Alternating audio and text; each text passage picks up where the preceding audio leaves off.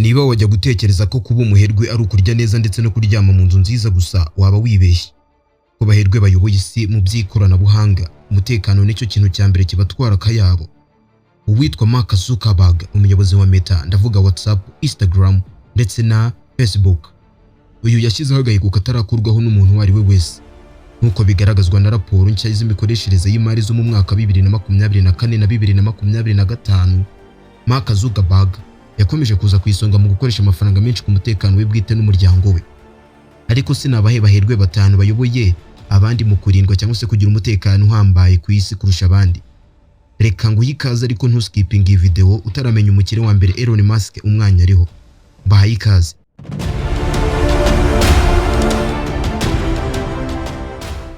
Ku mwanya wa mbere turasanga Mark Zuckerberg, nk'uko natangiye mukubwira. Uyu Zuckerberg ntarindwa nk'umuherwe usanzwe, ahubwo arindwa nk'umukuru w'igihugu cy'igihangange, kuko uyu mugabo akoresha asaga miliyoni 27,200 y'amadolari, ni ukuvuga narenga miliyari 34 n'igice mu mafaranga y'u Rwanda mu mwaka umwe gusa.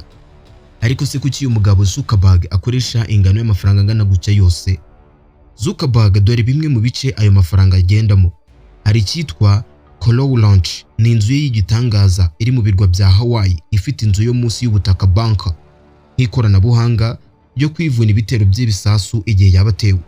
Icya kabiri, abashinzwe umutekano, afite itsinda ry'abantu babungabunga umutekano we amasaha 24 ku yandi, haba mu rugo ndetse n'aho agiye hose.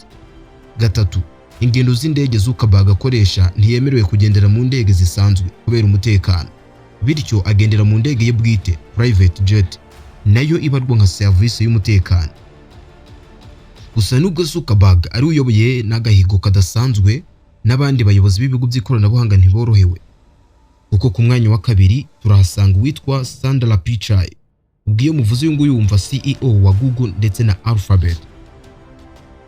Uyu mugabo Sundar Pichai akoresha asaga miliyoni 8,200 y'amadolari, ubwo ndavuga asaga miliyari 10,500,000 y'amanyarwanda.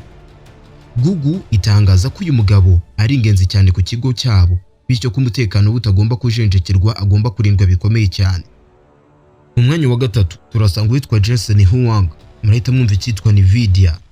Uyu mugabo kubera iterambere rya artificial intelligence cyangwa se icyo twita AI, ubwenge buhangano, umutekano w'uyu muherwe wariyongereye cyane ugera kuri miliyoni 3,300 y'amadolari, ngo ndavuga asaga miliyari 4,400 y'amafaranga y'u Rwanda. Ku mwanya wa kane turasanga Elon Musk, nyiri Tesla ndetse na X yahoze ari Twitter.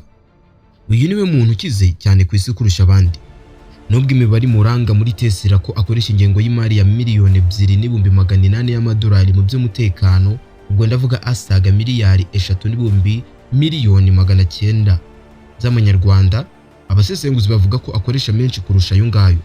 Bebunyuze mu bindi bigo bye, dore ko uyu mugabo akunze kuvuga ko afite abanzi benshi mu rwego rwa politiki, bituma adakunda kugaragaza cyane amafaranga afite ndetse n'ingengo y'imari akunda gukoresha cyane.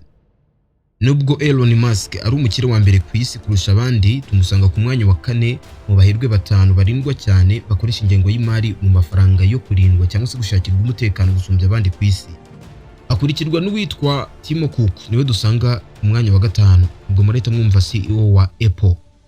Uyu we ari mu banyuma kuko akoresha asaga miliyoni 1,400 y'amadolari, ubwo ndavuga asaga miliyari 1,800,000 z'amanyarwanda. Ni umubare wagabanutseho gato ugereranyije n'imyaka yashize umutekano we wari uhagaze. Ariko niwe dusanga ku mwanya wa gatanu mu baherwe batanu dufite ku isi bafite umutekano uhambaye cyane, haba mu nzu zifite basement zikomeye cyane, aho umuntu ashobora kuba yahungira mu gihe abaye yagize ikibazo cyangwa se ateweho ziba nabi, haba mu ba bodyguard babarinda, ndetse haba no mu bundi bwirinzi bwose bakoresha kugira ngo umutekano wabo ube wizewe cyane ku rwego rwo hejuru cyane. Ibi ngibi byo kuba ari abaherwe barinzwe cyane ku isi, ibi bitwireka iki cyangwa se bituhuguraho iki? Ibi biratwereka ko kuba umuherwe si ubuzima bworoshye nk'uko benshi babitekereza. Oya, amafaranga menshi nayo ashobora kuzana ibyago byinshi, bitewe n'uko hari n'abandi benshi baba bakeneye kugira amafaranga nk'ayo. Ariko se wowe bitekerezaho iki? Ese iyo waba ufite miliyari wakoresha ngahe ku mutekano wawe? Andika igitekerezo cyawe hasi, kandi ntubagirwe gukanda subscribe kuri Sana World Official ko n'ubu tugiye kuzajya twigira ibiganiro bihindura ubuzima bwacu kandi bikatwigisha amateka y'abakomeye ku isi. Reka mbararike no gukurikirana ibiganiro byacu byindi bitaha. Ciao ciao, hasta la vista.